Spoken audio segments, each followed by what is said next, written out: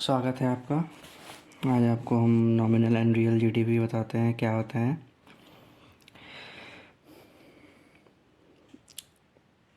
GDP figures होते हैं अलग अलग देशों के, उनको कंपेयर करने के लिए जो फिगर होता है उसको डिफरेंट टाइम्स पर फिगर किया जाता है। तो जो जीडीपी इवैल्यूएट होता है वो करंट मार्केट के प्राइस पर इवैल्यूएट होता है। तो इसके लिए हम लोग रियल जीडीपी से हेल्प लेते हैं कंपैरिजन करने में।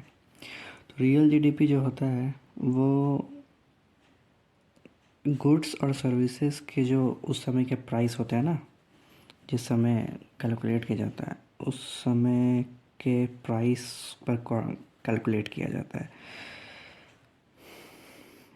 अगर रियल जीडीपी चेंज होता है तो हम कंफर्म होते हैं कि वॉल्यूम ऑफ प्रोडक्शन जो हो रहा है वो चेंज हो रहा है, जिसको हम लोग नॉमिनल जीडीपी कहते हैं।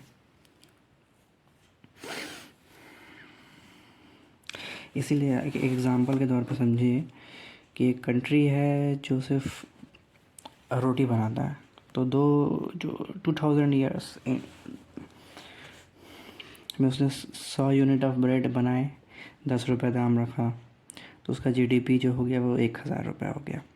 और वही 2001 में वो 110 यूनिट बनाया और 15 रुपये में ब्रेड को बेचा, तो नॉमिनल जीडीपी हो गया वो 1650 हो गया।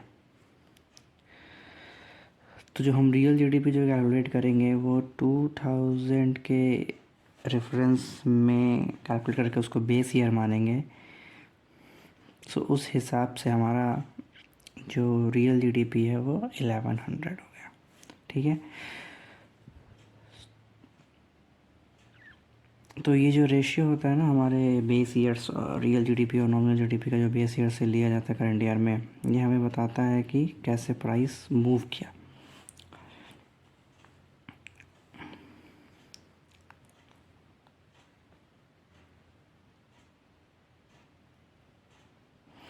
और इसी को हम जो ये चेंज होता है इसको जीडीपी डिफ्लेटर कहते हैं। तो चलिए आज GDP, nominal GDP and real GDP तक का हम डिफरेंस समझ गए हैं। आगे मैं आपको सीपीआई बताऊंगा, कंज्यूमर प्राइस इंडेक्स।